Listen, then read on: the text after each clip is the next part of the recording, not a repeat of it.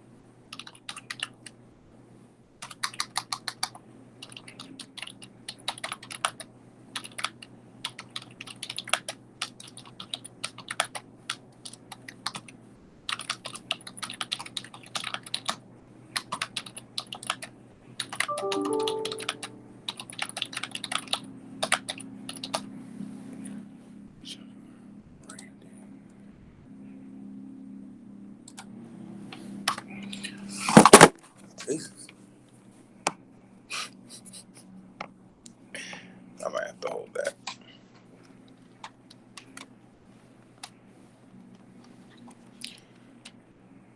Just happened. Did he send it just to me?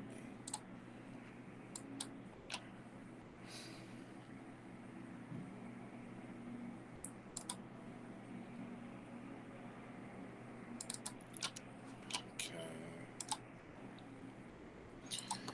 Whoa.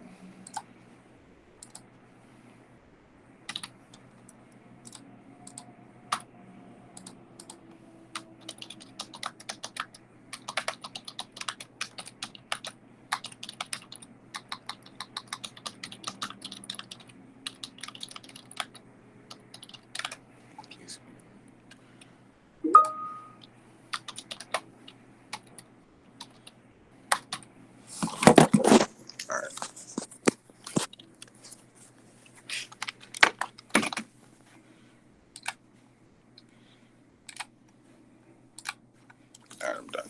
I'm typing. All right, for the sake of time, I say let's get to it. I want to formally introduce everyone to a friend of mine, Charles Simmons. We're in the same fraternity, Omega Psi Phi Fraternity Incorporated. We joined at Rutgers University, and we did that in 2007, and it's been a few years since then. But we're both in the professional field now. He's someone who is doing his thing and someone who I respect professionally and someone who's always took care of business and handled things in life. So guys, I just want to go over some expectations. I expect everyone, to keep your microphones muted. I expect you to listen with intent. And if you have a question or a comment, I'd like you guys to, type it in the chat and, save it for the end. He'll answer any questions towards the end of his, conversation. But yeah, so without further ado, I'd like to introduce my line brother, Mr. Charles Simmons. Good morning, everyone. Obviously, my name is Charles Simmons. I did something that I typically don't do. I have multiple monitors. I'm in my office right now. I've literally X'd out of everything, and that's really hard for me to do in my profession. I'm a lawyer. I'm a partner in a law firm. I'm actually, I think we have 17, 18 lawyers in our law firm right now. So for me to just X out of everything, it's giving me some anxiety levels, but we're going to work through that today because I need to work on putting work aside. So I'm doing that right now. I'm a lawyer. I live in Plainfield. I have a wife. I have 2 girls. I have another daughter on the way. But that's kind of where I'm at right now. I think we need to rewind so that you guys understand what today's theme is. I believe in themes. Like I do trial work. So when you do trial work and you're in front of juries, you should have a theme. So today's theme for you guys is it's not about where you start, but how you finish, right? So you kind of know where I'm not finished yet, but you know where I presently am. And that's kind of the finishing point for today's theme. But where I started, I'm just going to hold this out of fear of it just falling. I started in Elizabeth, New Jersey. I grew up as poor as can be. Grew up in the projects. And anybody who knows anything about Elizabeth, Pioneer Homes, McGlory Manor, they tore those down, but those were like notorious projects in the city of Elizabeth. So if you can think of any really bad building projects in the city of Plainfield, that and maybe double down on that. And that's kind of like how I grew up, way, way back in the day. All right. I went to public school my entire life. Elementary school, I went through the public school system in Elizabeth. I graduated from Elizabeth High School in 2003. I was actually the class president. Can you guys hear me? Okay. Yep. Yeah, there was just some feedback. All right. So I knew very early on that poverty just was not going to be for me. And what I mean by poverty is me just being poor, not having a lot, always being concerned about money, being concerned about, the type of clothes that you're wearing, whether or not you're going to have sufficient food. And I knew I'm talking about first, second, third grade, I remember just the lights going off, and it would always be a joke, the peanut butter and jelly over the candlelight, and that would be your dinner, right? And so, because your lights went off. And I remember thinking at a very young age and looking around, and I'm like, this is not going to be for me. This is not going to be the end of my story, right? And so everything that I've done since then has been in furtherance of that. And so what do I mean by that? I remember at 6, I'm like, I need to do something. I need to have an extracurricular activity. I didn't say extracurricular activity, but that's what I know it to be today, right? So I'm thinking I need to do something after school, and I'll get to the why behind that in a minute. But I remembered, I need to do something. So I saw a flyer for ROTC, and so I joined that, and then I realized, a few weeks into ROTC, it wasn't for me. They're like, oh, you need to do this, and you need to do that, you gotta line up this, and that just wasn't for me. So then I signed up for basketball. I was doing that for a quick minute, and then I realized that I was just terrible, no coordination. And I was leaving basketball practice, and I have a twin sister. So my twin sister is outside, and they're just running around the park. And I needed to talk to my twin about something. So I start running next to her, and we're having this whole conversation. And she's like, "Oh, we gotta run these laps and blah, blah, blah." And I said, "Well, where you gotta finish?" She's like, "Oh, you gotta go all the way around there." I said, "All right, I'll meet you over there." So I just started sprinting around, and then I finished in front of everybody. And then the track coach was like, "Hey, well, who are you? What's your name?" So I'm Charles. That's my, that's my twin, and she's out here. She's doing that. And they were like, "You're not like tired?" I'm like, "No." He's like, "You want to run track?" I was like, "Well, I don't know anything about that." He was like, "Well, you just ran around this whole park, right?" I was like, he's like, "Yeah." I was like, he was like, "That's it. That's track." So anybody who truly knows me knows that, I ended up doing that for 17 years. I was a junior Olympic state champion. I still have middle school records. I have a high school record. I have a record at Monmouth University. I have a record at Rutgers University. So I went on to become a Division I track and field athlete. And that's important for me to share with you guys, because just by happenstance, right?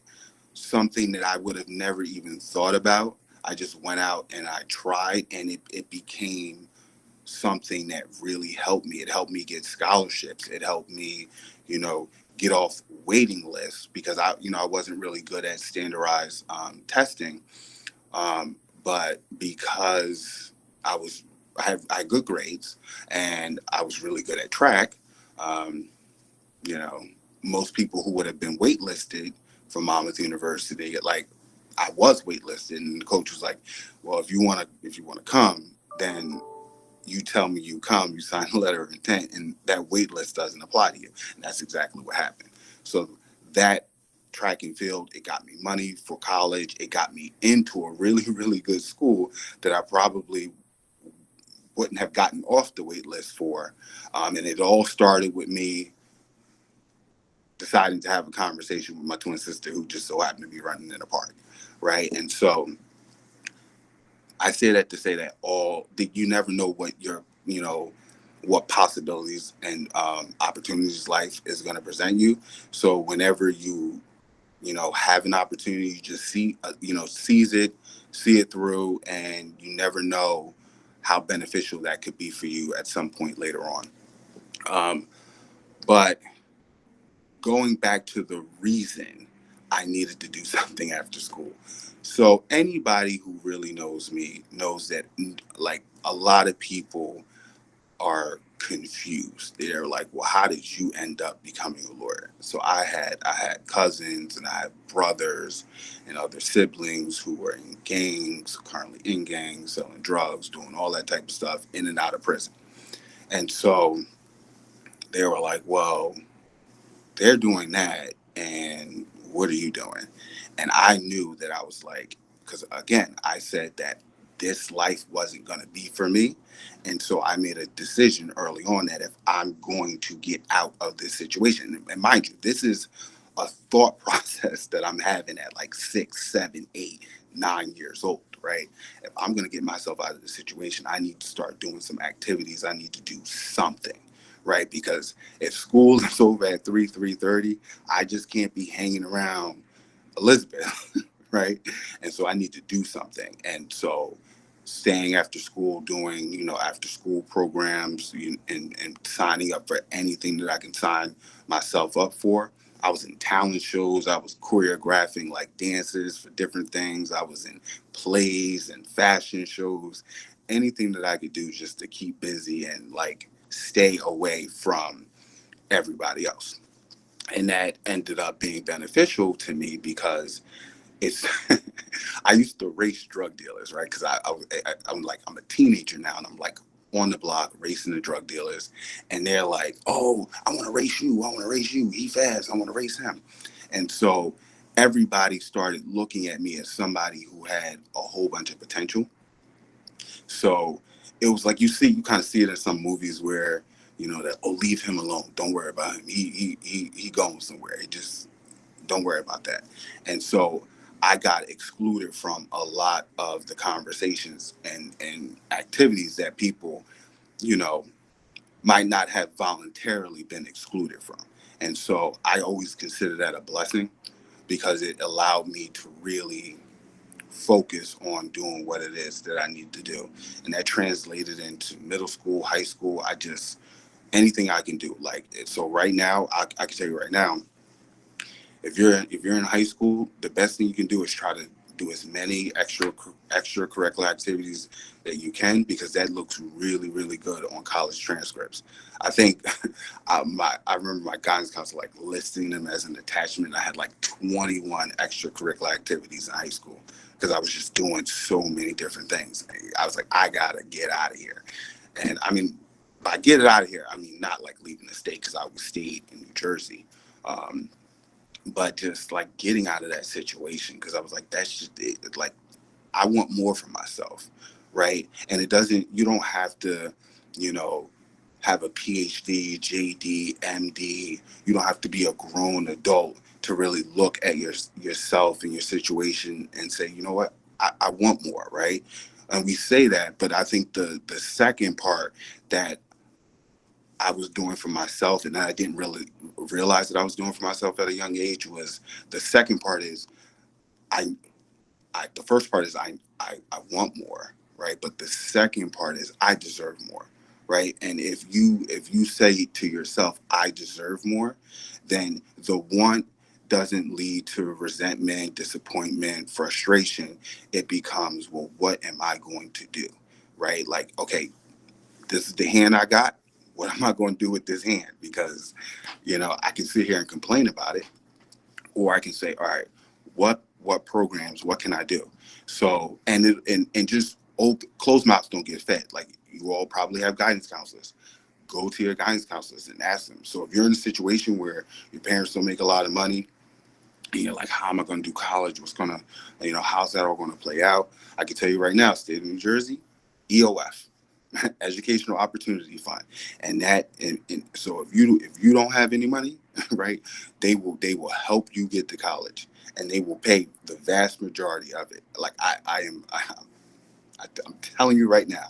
So don't think that, because of your circumstances, you won't be able to do that. Like, I even got funding for law school through EOF, because you can get that through advanced degrees. And when I tell you that I didn't have much, I had a family of 8, right? It was my mother, my father, and there were 6 of us. My older brother, he was on vacation, and when I say vacation, he was probably in New Jersey State Prison. That's where my mother, whenever one of my siblings would go on vacation, that's where they were, and that was just an easy way of how we discussed that. But family of 8, my FAFSA for when I was going to college, it was $18,000. So a family of 8, $18,000. And so I don't know if you guys are familiar with household incomes, and you know, but that's pretty bad, right? Like, that is like that's a huge family and not a lot of money. And when I went to Monmouth University, I took intro to social work, and I never opened the textbook, and I got an A. Right? It didn't matter what you guys were talking about. Like, I'm living this. And it was like, I don't understand the difference between like Section 8 and low income housing. I'm like, what you mean you don't understand? Like, Section 8 is when you get the voucher, and I'm just like breaking this down, right? Because when you're living something, you don't have to read it in the textbook. Um, but I say all that to say that I live very comfortably now. Um, I've had some life events that have been very detrimental to me. Um, I was in college, and within the span of 3.5 months, 2 of my brothers got murdered, and there were people, advisors who thought I should, take a leave of absence, and maybe my coaches were saying, I should redshirt, and I'm just like, no.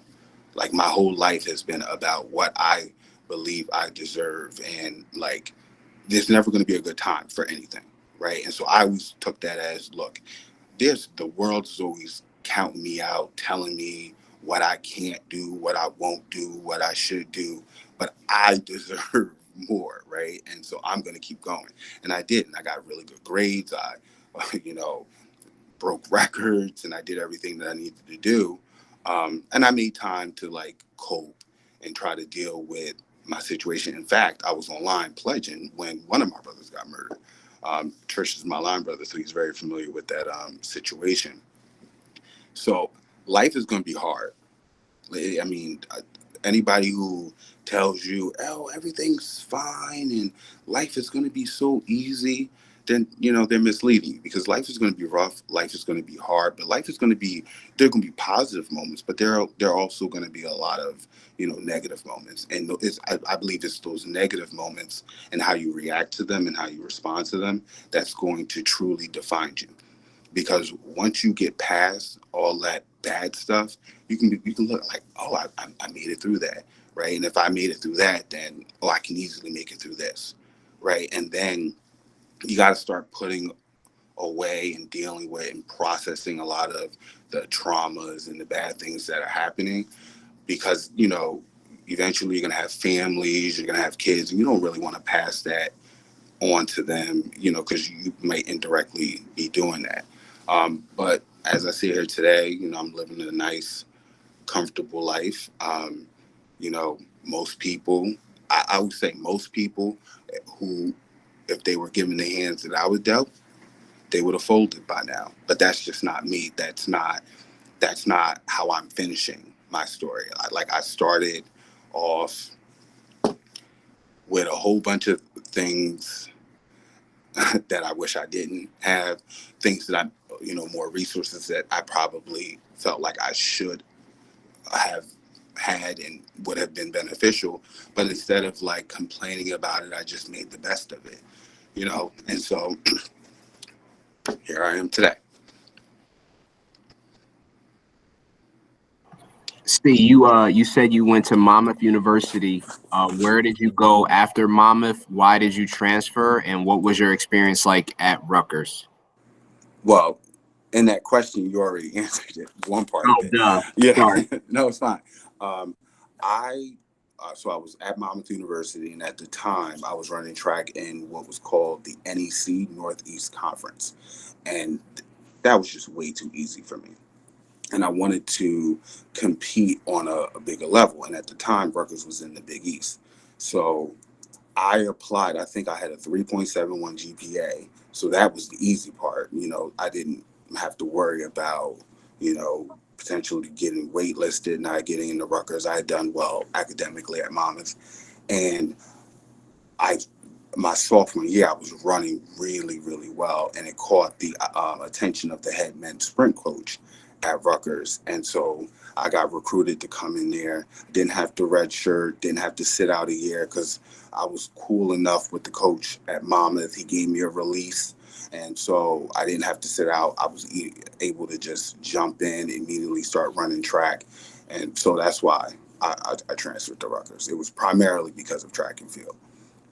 So after you transferred to Rutgers, you obviously went there. What is the gap between you attending Rutgers, graduating, and then becoming a lawyer? Like, what was the in between that?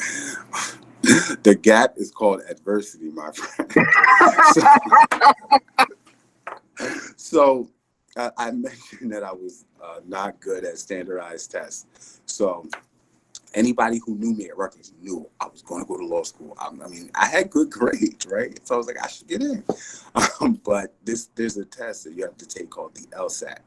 And I didn't do too well the first time. I was even taking a course, and I bombed it. And so every law school that I applied to rejected me, like straight out. Not like, we will give you a conditional acceptance. It was just like, no, you're really rejected. So here I am. I'm at graduation. I'm like speaking at my graduation, sitting on the stage with all these honors cords around my neck, 2 bachelor's degrees, all of this. And I'm like, I have no plans. What? I mean, because the plan was to go to law school. There was no plan B. And so I remember with my 2 degrees, my honors scores, and everything else, I was like a camp counselor right after that, trying to figure it out. Then I got a job. It was a dead end job. I wasn't really making much. And then I took and this is the crazy part, right? I'm supposed to be bad at tests.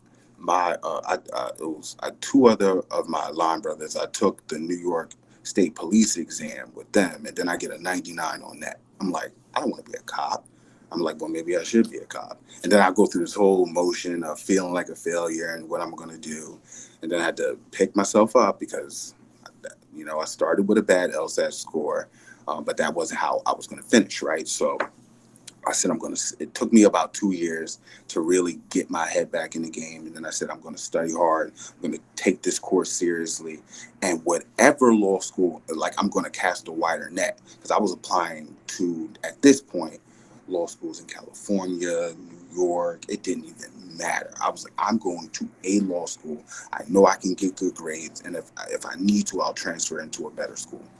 So I was originally going to go to Widener, PA, because that was, like, at the time, the best school that accepted me. So I'm on my way down to Harrisburg, Pennsylvania, to meet with a landlord, to sign a lease, give him my deposit, and do all of that.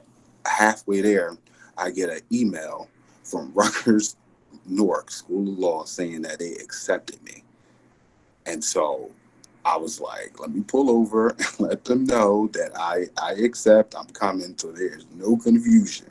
Because if they made a mistake, that's not going to be on me. Because that was my number one school that I wanted to get into. So I ended up going to Rutgers, but I started off as an evening student.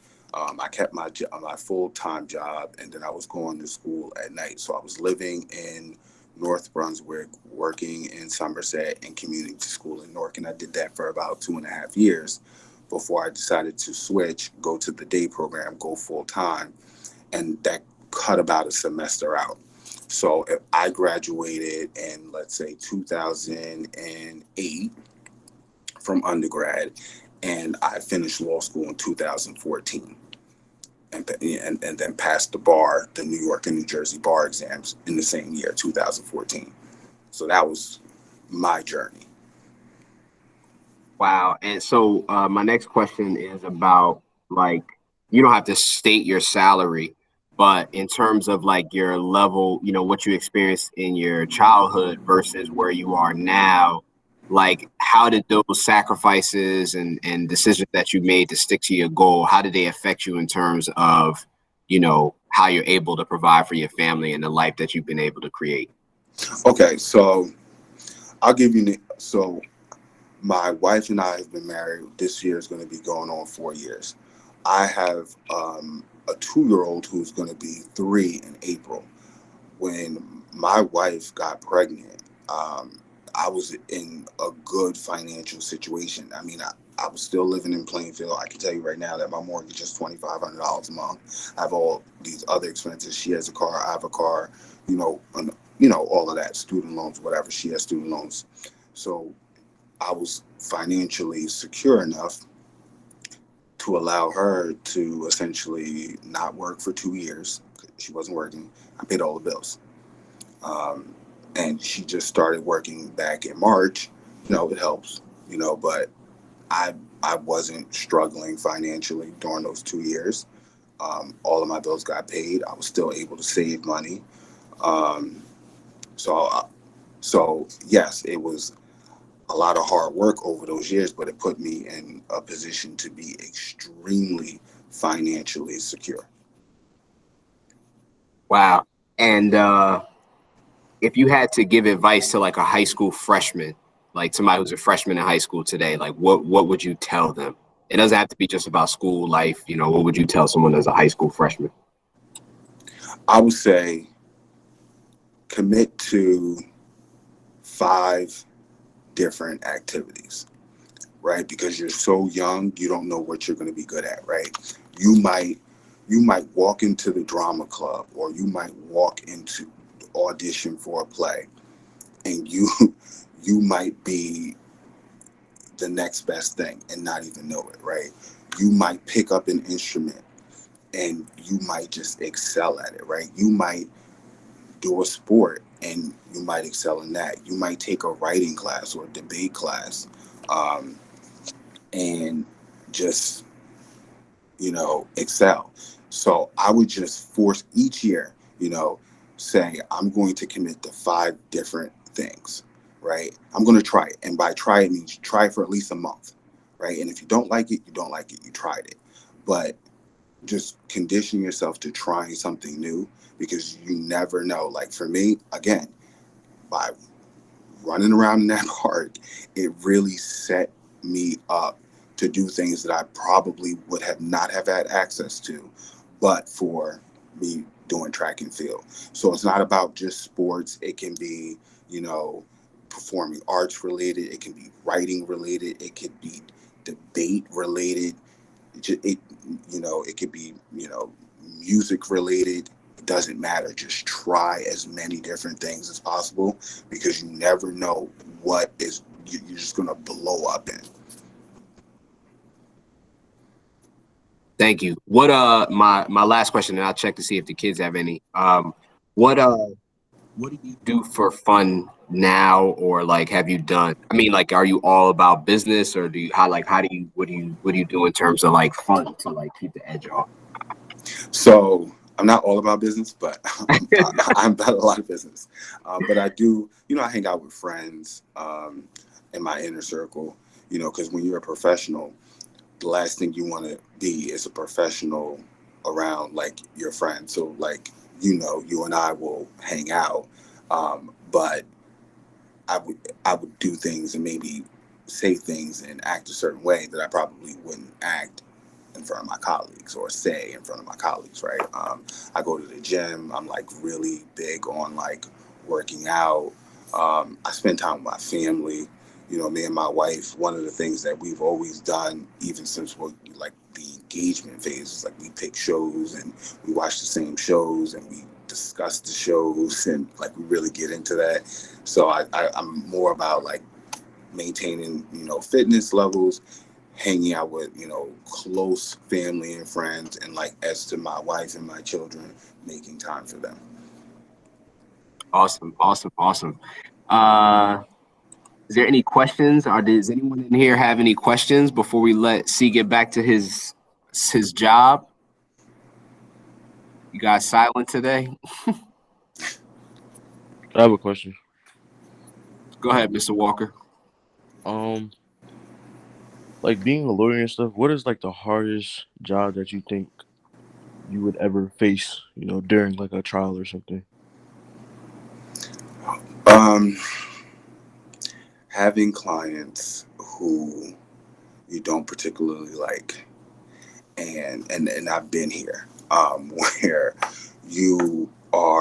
if you're doing a jury trial, right? The jury sees and hears everything.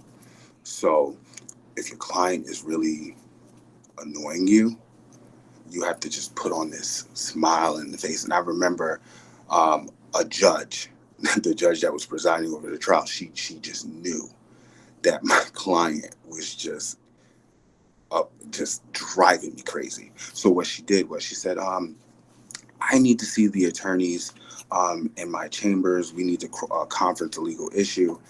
And the judge was like, Mrs. Simmons, like, are you okay?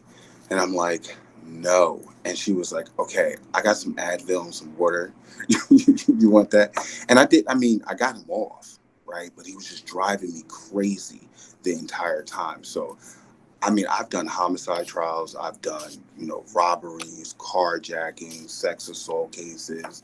I've done civil rights, personal injury, labor and employment.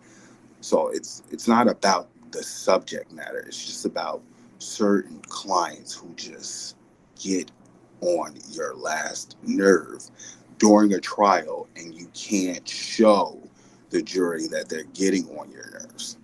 So that's very difficult. Okay, thank you.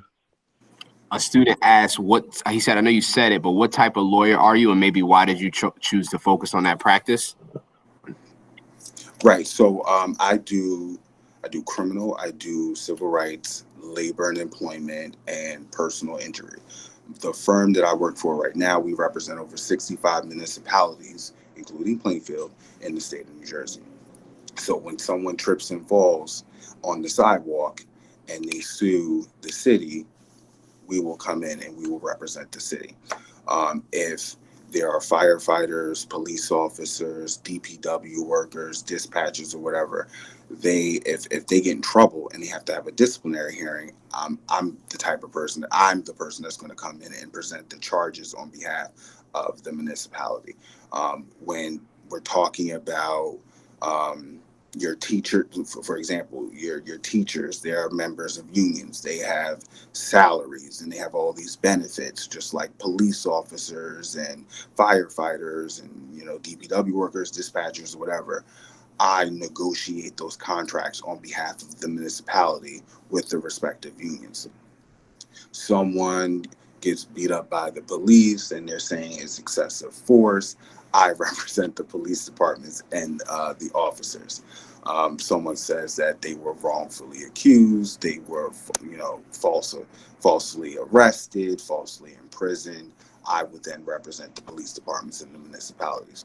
And as to criminals defense, if they are charged with certain, at the municipal level, I've represented people with, small weed cases, DWI cases. At the superior court level, we call them indictables, not felonies. I've represented, again, homicides, robberies, carjackings, all types of drug-related offenses, et cetera, et cetera. A student said, "Did you study criminal justice?" So, like, I guess if you could talk about as a major, and then like what were the studies like in law school? Because I guess maybe the kids might not understand the complexity of like how law school works. Yeah. So I have two bachelors, one in criminal justice, the other in sociology. And I was actually Dr. Cox and I were talking about this, and I was saying that a lot of students, they go into college and they want to take certain majors, not understanding that if you're not trying to get an advanced degree, like a PhD, a master's, a law degree, you're going to end up graduating with a lot of debt and, making maybe $30,000, $40,000, $50,000. And that's a function of what that degree in that field is going to pay you. But I will say that my criminal justice classes, they were not hard. I mean, they were not easy. The sociology classes, they came easy to me. The criminal justice classes, they were difficult, but I got through them.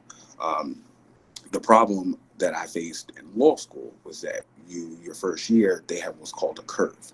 So let's say all of you take a test, and let's say the vast majority of you get a numerical grade of 94, right? You all say, well, we all got A's. No, the 94 now became the B, right? And so that's how the law school, that was like a very, very like culture shock to me, because I'm like, oh, I study hard, I get a good grade, that's what I get. But when you are graded on a curve for your first year, most people don't have very high GPAs because only a handful of the people in the class are going to get an A. So mind you, so if that 94 was the A, if you got an 82, you got a problem, right? So it was because it's not a B minus. Wow. So that's really the difference with that. All right. It looks like the kids don't have any more questions. I'm going to ask you, I guess, a seemingly very personal question, and it's advice for the high school kids. One of the things that I've been tasked in my new position is promoting social emotional learning. So how would you suggest a high school student kind of address and or face the realities of mental health and or kind of deal with that? I mean, I don't know if like teenagers really understand the complexities of like what they're dealing with in terms of mental health and their situation. So like what would you tell a high school student or a teenager who may say, hey, things aren't always the best, how do I deal with it? Like what would you tell a teenager? So I would tell, if you're doing a sport like I did, it was easier for me to talk to some of my coaches about that. I had teachers in high school that I was closer with, and I would, stay after class and have certain, conversations with them about that. Again, like my guidance counselor was like my saving grace, because she knew everything that was going on in my life, and she was able to really like point me into right directions. Because there were times where I remember in high school, I like literally had like a meltdown, and she was just like, okay. The teacher had to call her. She came, and I was like sitting in her office, and she was like, let's talk about this, and and just help me like really, you know, get through some of my thoughts. So my advice would be not to hold it in and not to harbor things, but to find somebody, like find an adult that you feel comfortable with, and whether it's your teacher, or principal, vice principal, guidance counselor, coach, mentor, just talk to people about how you're feeling, because you might not think that adults care about what's going on in your life, but you'll find that they really do care, and they're really concerned. They just don't know because you're not communicating it to them. Wow, thank you, C. I just want to publicly say thank you. I appreciate you taking the time to speak with the students. These kids need to see people in the flesh and the blood that have, become, successful and reached a certain level in life. And, I appreciate it. And I know how valuable your time is, guys. His billable out per hour is something that I can't afford. So for him to take an hour to speak to us, his billable hour is very high. So for him to take an hour out of his time to speak to you guys, it really, it's important. So I want to say thank you. And I want to say that you never know who you're inspiring. One of these kids could, want to become a lawyer and seek that out one day. So thank you for your time. With that, we'll wrap this up, and I know you let you get back to your work, and I'll see you soon. All right. Talk to you guys later. Thank you. All right. Thank you, guys. Everyone have a good day. Bye-bye.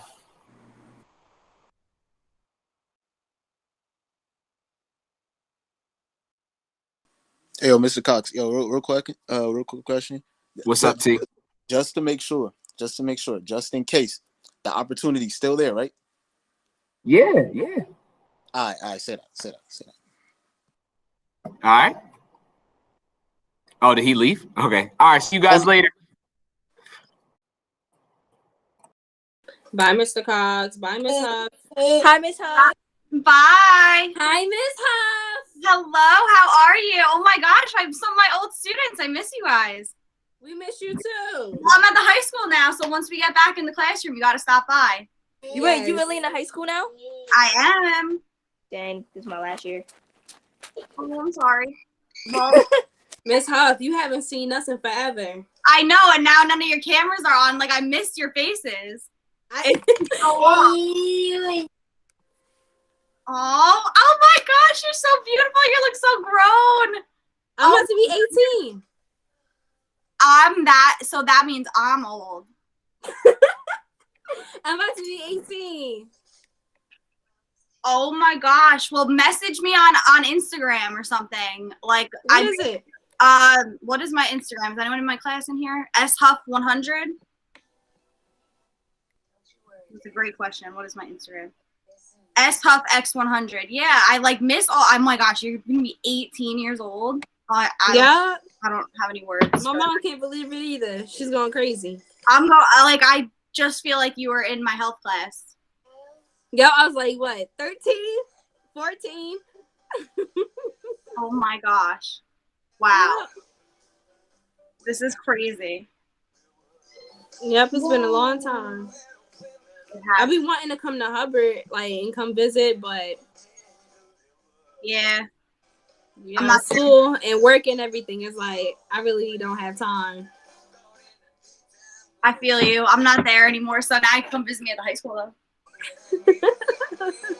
I'll definitely come see you when we get back. Dr. Cox about something. So I hope everyone has a great day, even those of you that aren't my students. If you're still listening, have a fantastic, wonderful, amazing day.